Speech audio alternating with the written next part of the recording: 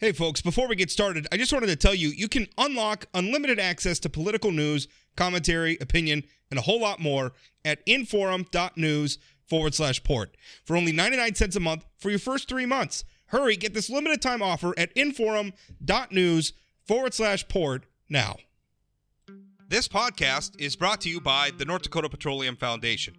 From heating our homes, empowering our vehicles, to cell phones, clothing, and medical equipment, oil and natural gas makes everyday life better. North Dakota Oil and Natural Gas, advancing the possibilities. Learn more at ndpetroleumfoundation.org.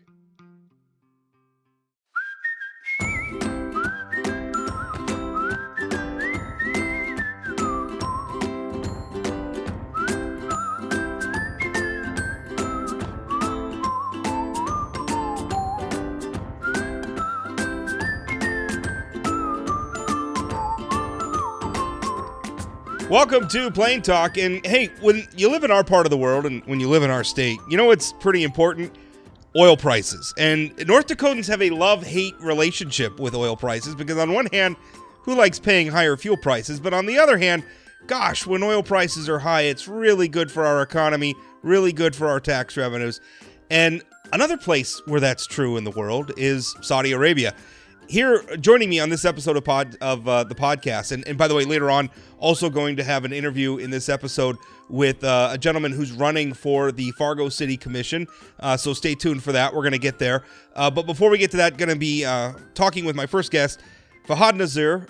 Fahad is a spokesman for the consulate of the Kingdom of Saudi Arabia.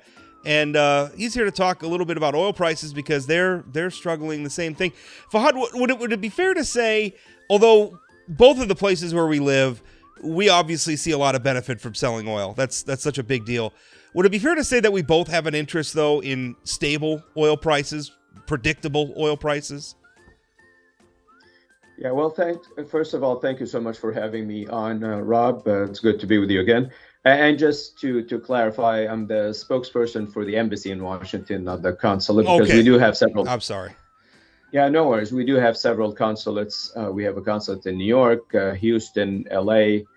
I believe those are the three major ones. So just wanted to clarify that. Oh, sure. Going back to your question, yes, I believe that, over the years, Saudi Arabia has played a central role in stabilizing global energy markets. We have always, I think, been keen on taking the interest and the concerns of both oil producers as well as oil consumers. We have played a leadership role, I think, in many ways in stabilizing international energy markets for decades.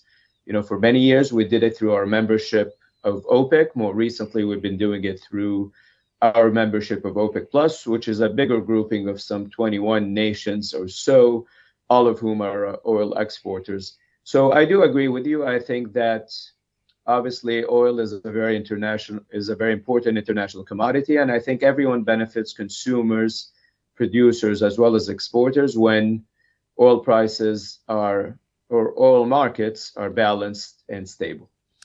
It's sometimes when oil prices go up here in America, a lot of times it's kind of almost a cliche.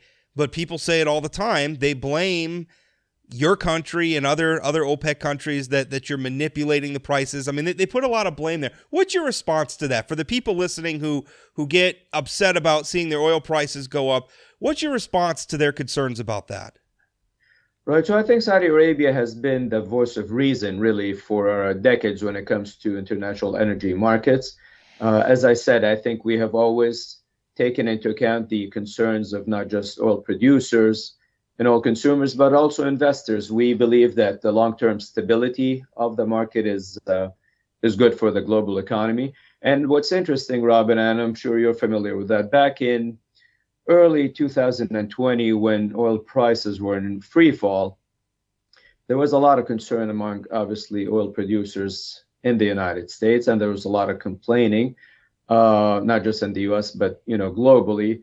And there was a call for producers like Saudi Arabia and others to do something about that. And we did.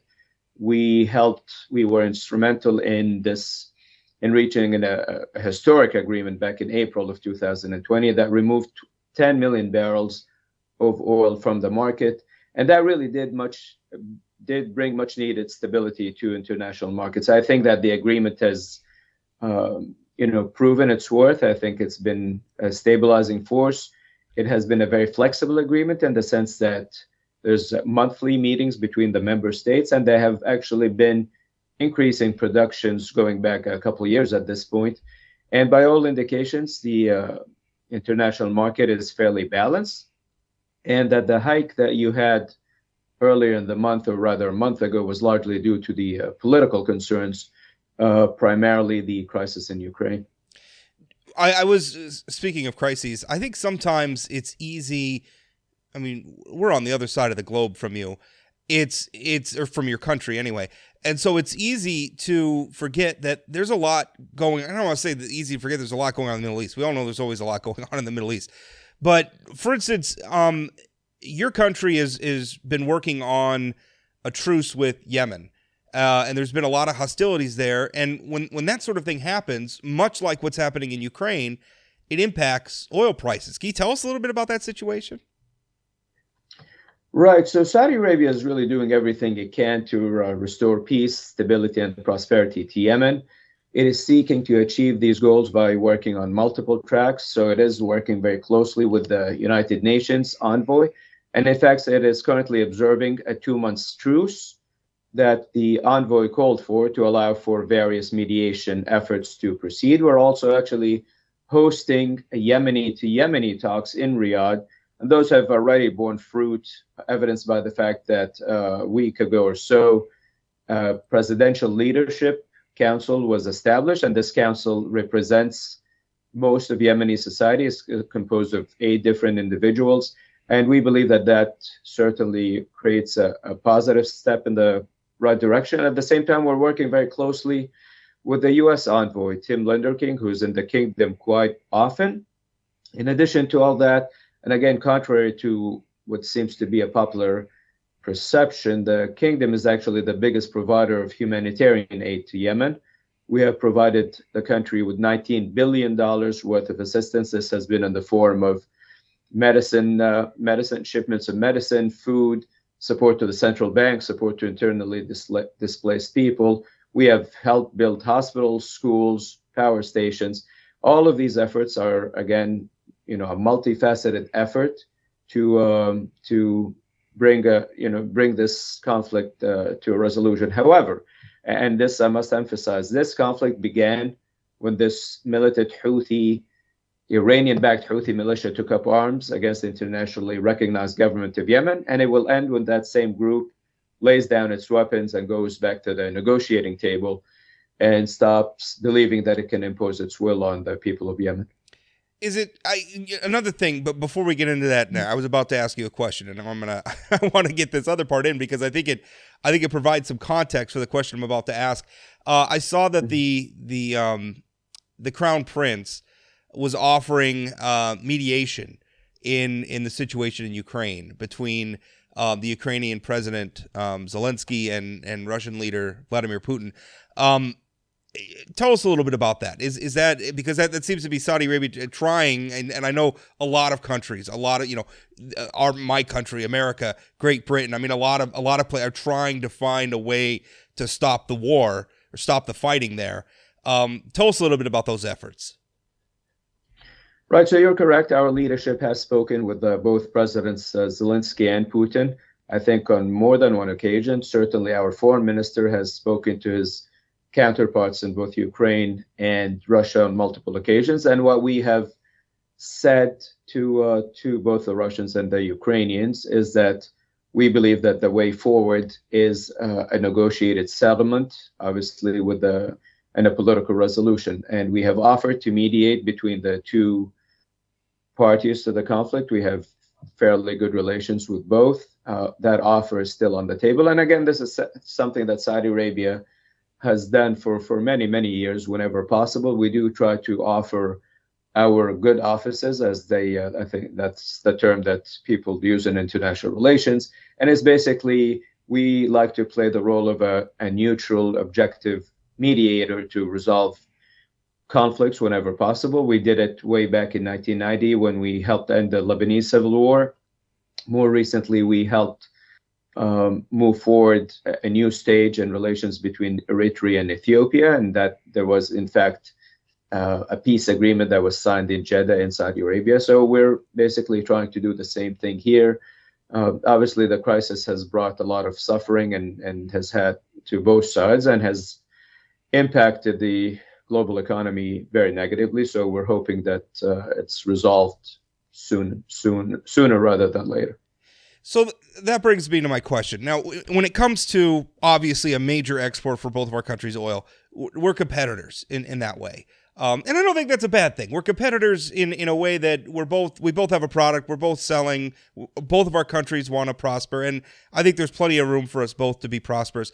But because of that, I think both of our countries, and I guess that this is the point of view I wanted to get from you, I think both of our countries have an interest in peace, both for its own sake, and that we don't want to see people killing each other, but then also from the perspective of when there's peace, there can be room for prosperity. When wars happen, when there's civil wars in countries or one country's invading another, that makes it, especially in the modern global marketplace, that makes it harder for our nations and our people and the businesses that reside within our nations, make it harder to be prosperous. So what it say, I look at American foreign policy, and I think a lot of times, I mean, sometimes we can be motivated by other things, but I think generally we want peace so that we can have prosperity. Is it safe to say Saudi Arabia is interested in the same thing? Oh, absolutely. And I don't think, the way I see it, Rob, I don't think that Saudi Arabia and the U.S. are competitors. I think our economies complement each other in many ways, evidenced by the fact that our trade has continued to grow and to increase across various sectors over the past decades. I think as of last account, the volume of goods and services that were exchanged last year between our two countries was around $40 billion. And that includes even in the energy sphere, I think, and I'm not an expert on energy matters, but our top customers are actually in the Far East, so Japan, South Korea, China. And we also have a different grade of oil that we, for instance, compared to most American producers. So we're not competitors as much as we are. I think our economies complement each other, and we certainly are on the same page. And I completely agree with you when you said that the pie is big enough for everyone. We believe in free trade. We believe that we do have a comparative advantage when it comes to producing oil and oil derivatives. But at the same time, we're actually investing quite a lot of resources into producing different and renewable and newer kinds of energy sources. So we're investing a lot into solar and wind power. We're also producing a new clean sort of a fuel called green hydrogen. So we think of ourselves at this moment not just as a crude oil producer, but more broadly as an energy producer. Well, I certainly appreciate your time, Fahad, and it's always so complicated, but I do think that that's the sort of diplomacy or the sort of relationship we need to have in the world is one in which we say let's not fight, let's trade. I think the world's just a much better place. Not a perfect place by any stretch of the imagination, but certainly a much better place when that happens. Thank you for your time today. Thank you, Rob. It was my pleasure. Well, we just finished up our interview with the spokesman for the Saudi Arabian embassy. Always interesting to talk with him and to think about, especially with how important oil prices and everything are to North Dakota. But now we're going to switch gears and we're going to get very local to Fargo, where they have 15 people running for the Fargo City Commission. One of them is joining me now. His name is Ves Marinov. He works as his day job is he's a police officer. He's a member of the Fargo Police Department. But as a private citizen, he is running for a seat on the Fargo City Commission. And when he emailed me to ask if he could be on the show, he was asking me about things like community safety issues. I know I was looking at some of your stuff on Facebook, Ves, and you're talking about wanted to empower the cops, breach the gap between the police department and city hall. You want to eliminate special assessments. You would like to divide the city into wards. Right now, the Fargo city commissioners are just elected at large. And you want to find efficiencies in city government. So let's talk about all that. First of all, let's start with the gap between the police department and city hall. When you write that, I'm reading that from Facebook. When you write that, what do you mean? Just a quick correction. I don't work for the Fargo Police Department. I'm a state trooper with the North Dakota Highway Patrol. Why did I think you work for the Fargo Police Department? I don't know why I thought that. All right. I live in Fargo. Well, that's my era. I'm making fake news right off the bat. All right. Highway Patrolman Ves Marinov, I should say. I apologize. Yes, but with that said, I'm just running as a private citizen. I don't represent the opinions and the views of the Highway Patrol or the state of North Dakota. I live in Fargo, and I saw some issues that, in my opinion, were concerning. And I felt that through my experience in law enforcement, I can bring something to the table. So bridging the gap between the city hall and the local police, I feel that's important. And what I mean by that, I feel that lately we have lost track of really what the citizens of Fargo want and what the loudest voices in the room are yelling. And what I mean by that is it feels like City Hall is very, very highly responsive to the national narrative and to the Twitter warriors and to the East Coast and West Coast narrative. And of course, there are some very important issues and some concerning issues around the nation in law enforcement, but we don't see those here. And it feels like city commissioners and certain city commissioners and the mayor are going in the direction of trying to please those Twitter warriors and those woke fraction of our society without really listening to what's important, without really listening to what the citizens of Fargo really want.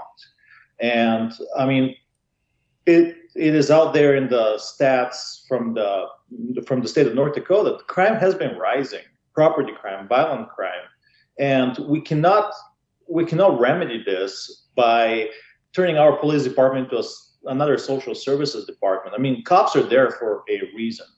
And I see that cops are realizing that, and they're realizing that they're having a chief who is put in place basically to transform their department into this woke, diverse department. And Fargo is a beautiful, diverse community. So don't get me wrong, we can always strive for more diversity and to make things right, but let's just wake up, and cops need to be cops. Cops need to go out there. They need to do traffic stops. They need to fight crime proactively. We cannot have a highly retroactive police department. What I mean by that, currently, because of shortage in the department, because of the direction that the city seems to want the department to go, cops are just responding to the crime after it has already occurred and are taking the report and moving on to the next. Well, that's not how you stop crime.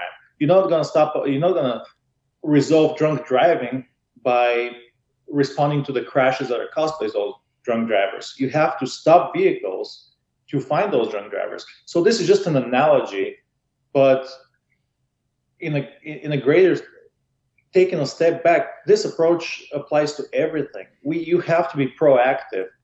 And people in Fargo don't feel safe. It's a small enough town, but yet big enough that we're seeing big city issues.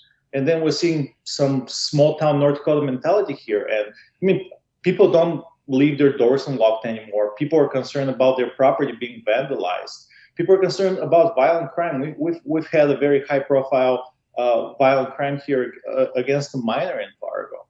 And I mean, we cannot stop all crime, but we have to focus on fighting and combating crime, not focusing on issues such as, again, creating diverse department and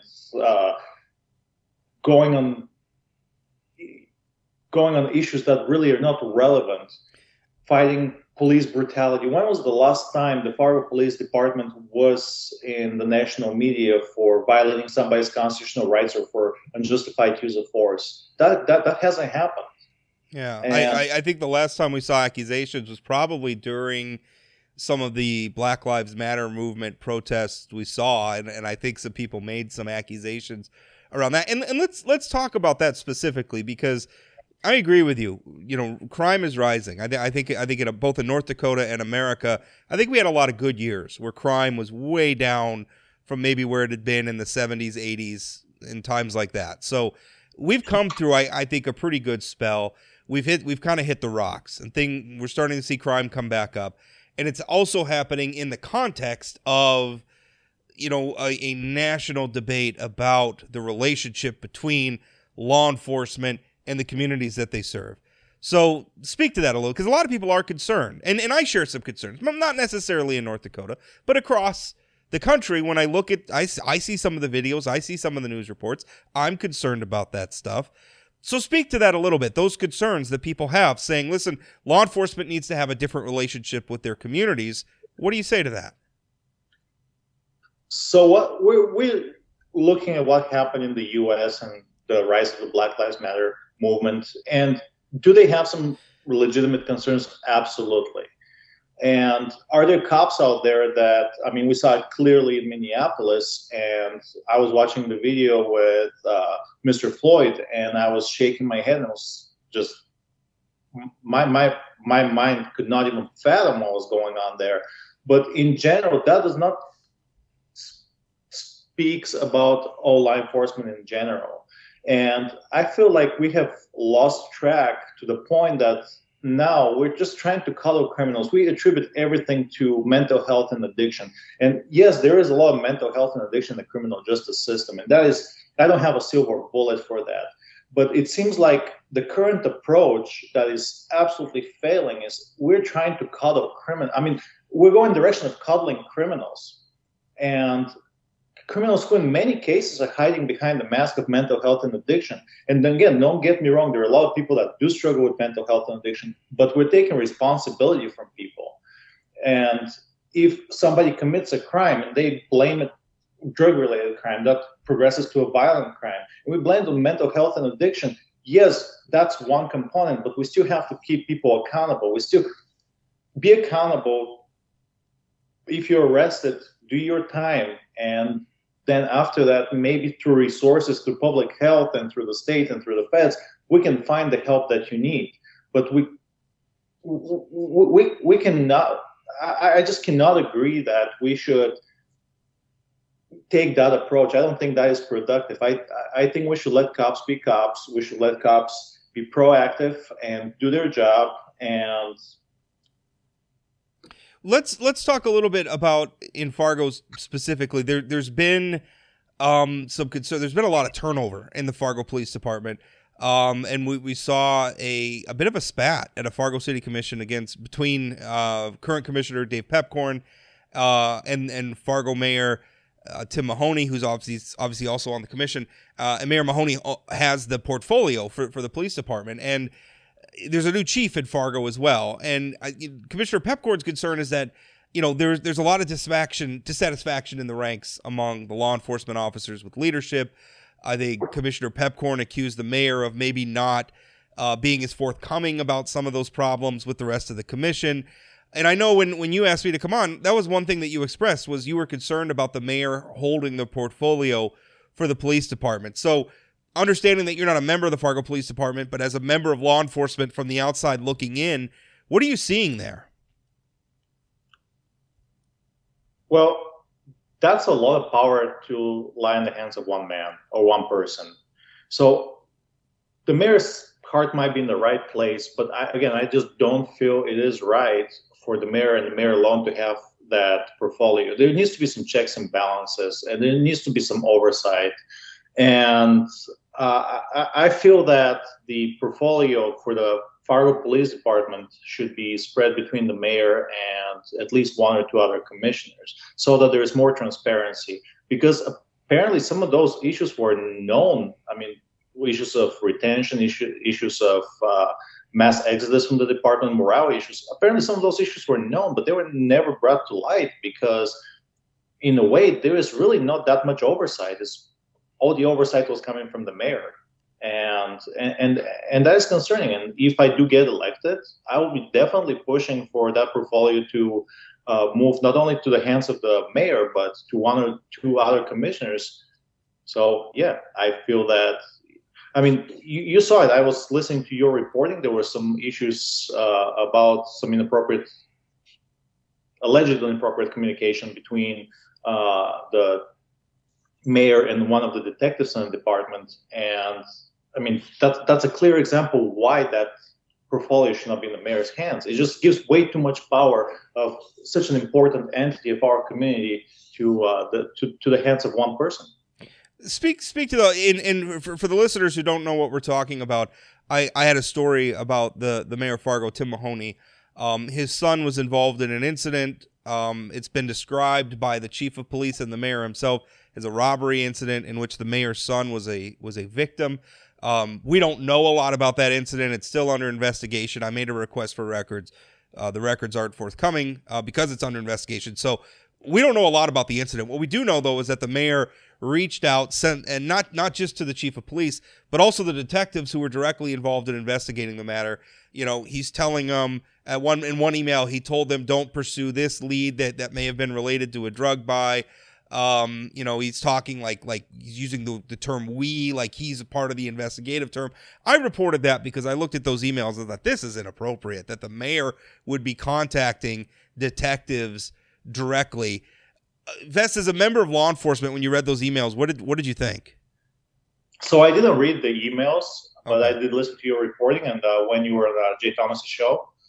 But no, I feel that some ethical boundaries were crossed, and I mean his son was a victim. So regardless of what the outcome of this investigation is, even if they catch the person who assaulted him, I mean, if that person gets good representation, they'll absolutely and definitely can challenge this and say, hey, you know, there was a direct direction from your boss per se telling you what to do and what not to do.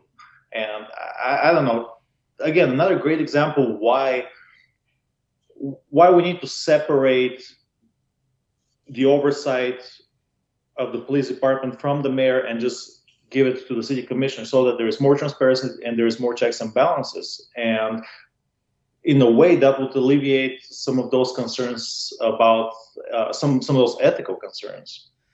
Let's switch gears and talk about some of the other issues that you brought up. Special assessments. I know how North Dakotans feel about property taxes in general, which is that we resent them. I think generally the legislature is the big area where I cover this, and I can tell you every session elected leaders are talking about how their constituents are complaining about their property taxes. I think most North Dakotans at best view them as a necessary evil.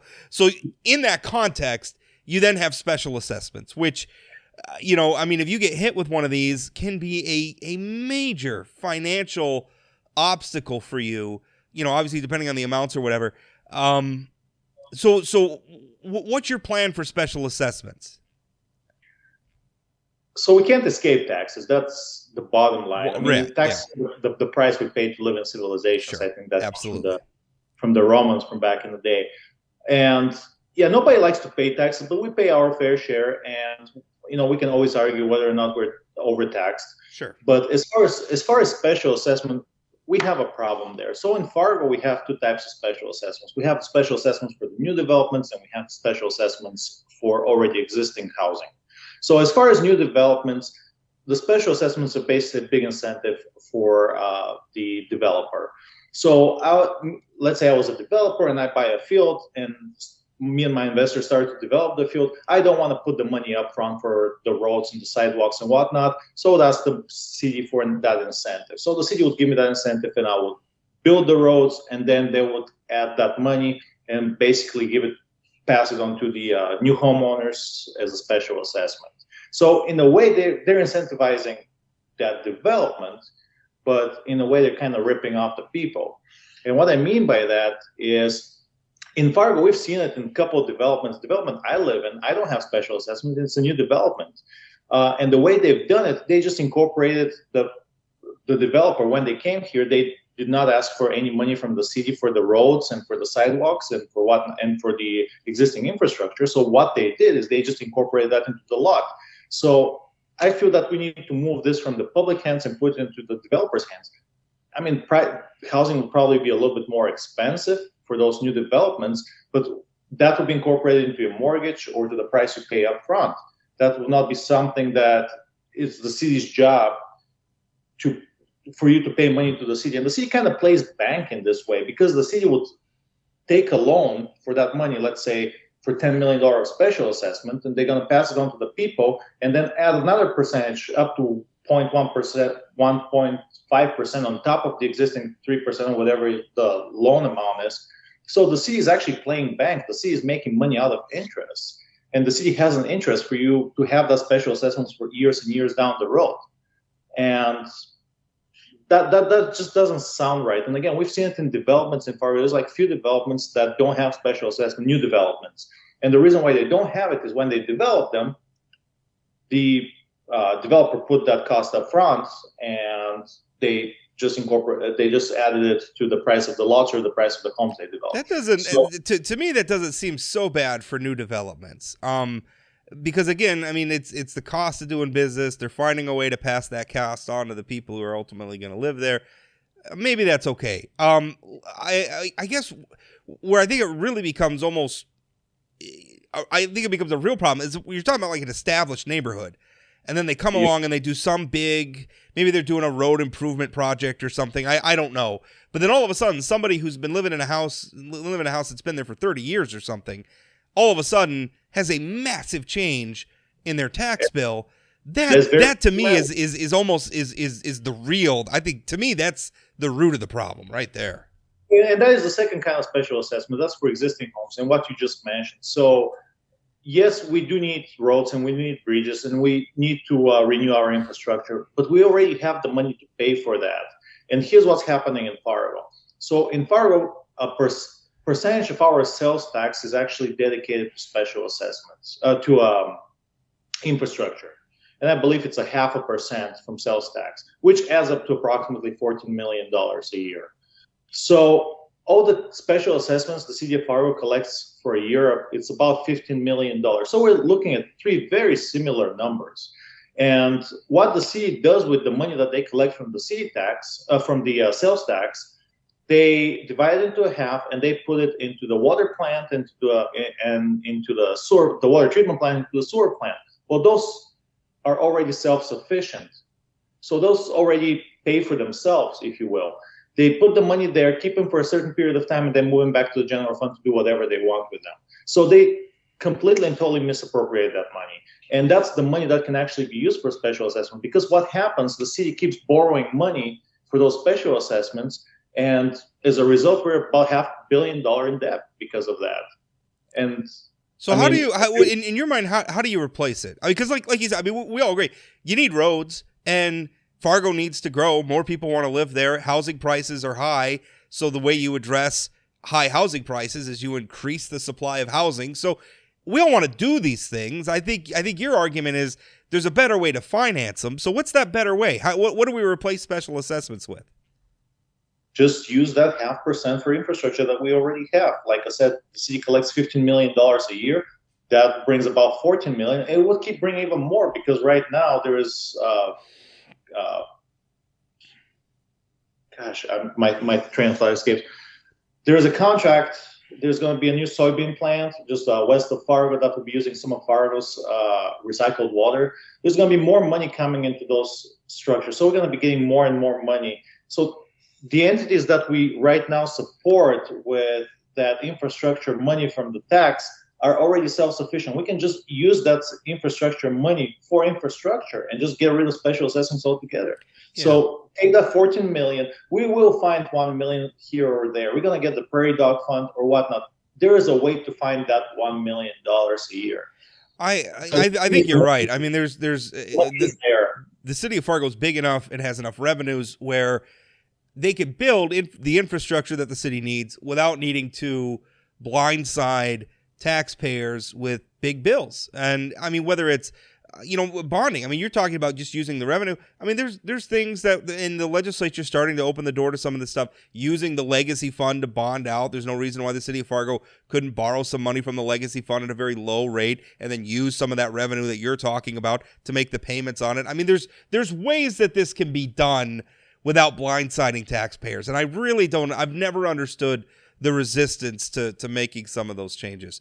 I do understand it. It's mostly because the city likes making that money from the interest. I think that's the case because two reasons. First of all, there is money for infrastructure that comes from the sales tax, but they would rather have that in a general fund and use it for whatever they want to use it for other than infrastructure. And second of all, the city does make money off the interest that they pass on to the people. So we can agree or disagree whether or not this is right, but it's not the place of a city to play bank. And that's my biggest problem with it. The city, we have banks out there for a reason. The city shouldn't play a bank. The city shouldn't be making money off interests on special assessments through the years, because those are huge burdens on the homeowners. I mean, a special assessment, you're going to have it for 15 years. And you're going to be paying in addition to your mortgage. And it just burdens people. And people are concerned about that. Yeah, no, I agree with you. Let's switch. The other thing you're saying is you think the city ought to be split up into wards. And I got to tell you, where I live up here in Minot, we just got away from the ward system. We went the other way. We had a great big city commission, or we call it a city council up here. And I think we had like 15 members of the city council, and they were from wards all over the city. And I got to tell you, there were times, no insult to anybody who served back then, but we were scraping the bottom of the talent pool. I think we had too many wards, too many people. We went to smaller commission, elected at large, much like Fargo does. But you're saying the Fargo ought to go the other direction, that you ought to have wards. Why? Absolutely. Well, Fargo is big enough, and right now, like you said, we're at large, so any representative represents everybody in town. So what I see a problem with that is that a lot of commissioners currently live north, and the mayor including, live north of, no, not the mayor, correction. So a lot of commissioners live north of Main Avenue. So I don't think they're intimately familiar with some of the issues that are down in south of Fargo. So I guess where I'm going with that is I feel that if we divide the city into wards, we would have more equal representation. We would have council members at that point who would be more intimately familiar with the issues in their region and who would directly talk to their constituents and be like, hey, this is an issue here in our neighborhood, please bring it up. It feels like everybody right now, the city commission, is focused on what's going on downtown or North Fargo. And I mean, there was a big project on 32nd Avenue, and they were talking about adding walkable space and whatnot. And that's a great example of how those people in City Hall are really not in touch with what the real issue there is. The real issue is traffic. Well, you don't take traffic by taking away lanes and adding walkable space to an area that I've never seen more than one or two people just walking there. It's just mind-boggling. So I feel, let's say, if that area had their own representative, they can bring that issue to the table and they can say, hey, I am not comfortable with that because in my neighborhood, in this particular area, my concern is traffic. My concern is not walkability. And my constituents agree with that. So let's not spend that money on that. Let's maybe relieve the flow of the congestion of traffic. So that's just one example. So the reason, again, why I want to split the city into wards is because I feel that it would give more accurate representation to the needs of our community and to the members of our community. You know, I probably should have started with this, but I like to do everything backwards. I'm a weirdo. But I think people listening to this probably notice you have an accent. You haven't said yeah, sure, you betcha even once. No. So tell us a little bit about yourself, your background. I understand you're an immigrant. I am. I'm a new American. I came to the U.S. in 2003 from Bulgaria for college. I did a 10th NDSU, and after graduating NDSU here, I was trying to figure out what I wanted to do. And I mean, looking back, I would not make a single change because I chose community service, and to me, this is the greatest honor of my life. And community service is just my calling, and I feel that, you know, this is what I'm here to do. So I joined law enforcement in 2010. I started in corrections down in South Dakota, got my foot in the door, and then moved up to northwestern North Dakota. I was actually stationed out of the Minot office. I was living down in Fargo. I was working for, first of all, I worked for the Montreal County Sheriff's Office for 3 years. And then in 2014, I did join the Highway Patrol. So I kind of got exposed to the world of community service. And I just feel that there are certain things that are greater than us. Giving to our community, one way or another, is greater than us. So it wasn't an easy decision for me to run. But then I kind of reflected on that ideal of community service. And I feel that at this time I need to do something that is bigger than me. And I mean, taking a step back, earlier on, I talked about diversity, and everybody's talking about diversity and all the other feel-good issues. And what better example of diversity? We're having so many candidates with such diverse background running. We have four New Americans, I believe. We have a Native American lady running. I mean, it is a very diverse field. So I don't feel that there is such a big problem with diversity. Me as a New American, I feel that I contribute to my community as much as a lot of other New Americans. And I made Fargo my home. I made North Dakota my home and Fargo my home. I raised my kids here, and I love it here. And I wouldn't sleep if I don't do something to give back to my community. I saw the issues that I saw, and I feel that based on my background in community service and law enforcement, and based on my political ideas of common sense politics, I can bring something to the table, and I can bridge the gap between the police and City Hall. I can bridge the gap between common sense politics and City Hall, if you will. I love hearing you talk about that. We live in such a divided time, and I think in a lot of ways a very cynical time, and a lot of that comes from our national politics, but it permeates our local politics too. And I don't know. I guess to me, I've always felt that part of being an American citizen is service. And I know that's true, I'm sure, in other parts of the world as well, but it's definitely true here.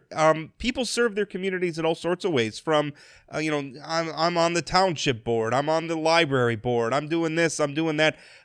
There's so many ways to serve your community, and it becomes so important that people, compete for those offices, and they come there in good faith, not to try to silence other people, but to try to solve problems. And so I don't know, when I hear a candidate like you talk about service and wanting to solve problems and work with other people to solve problems, I don't know. I guess I get it. I love our system. I love our country, and I guess I get a little a little misty-eyed about it. I like it. Same here, man. I love this country, and like I said, this is my home now.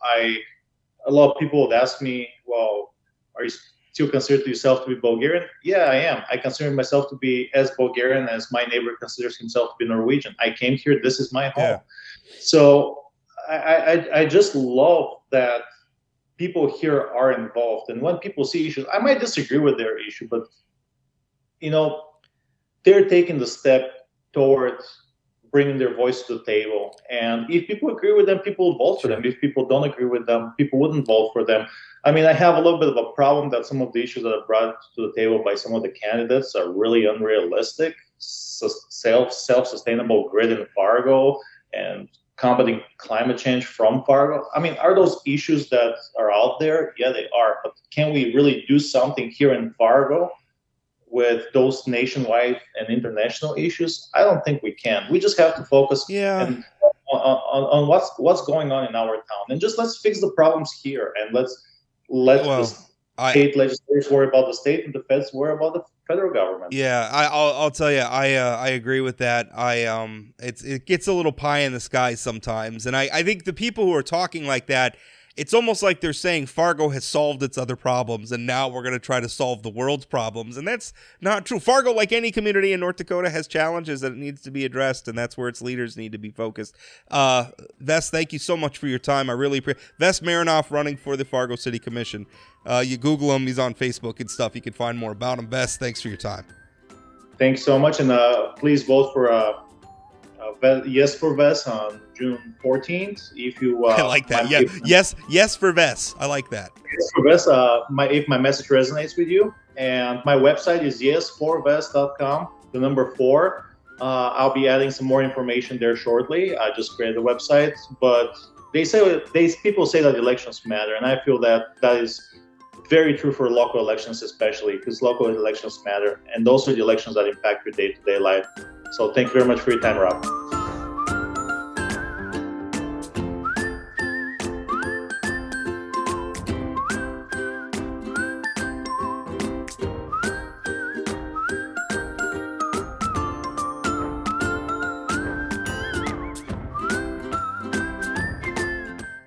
Want more political news like this? Visit inforum.news/port to get 3 months of unlimited access to our news network for only 99 cents a month. Don't wait. Get this limited time offer at inforum.news/port now.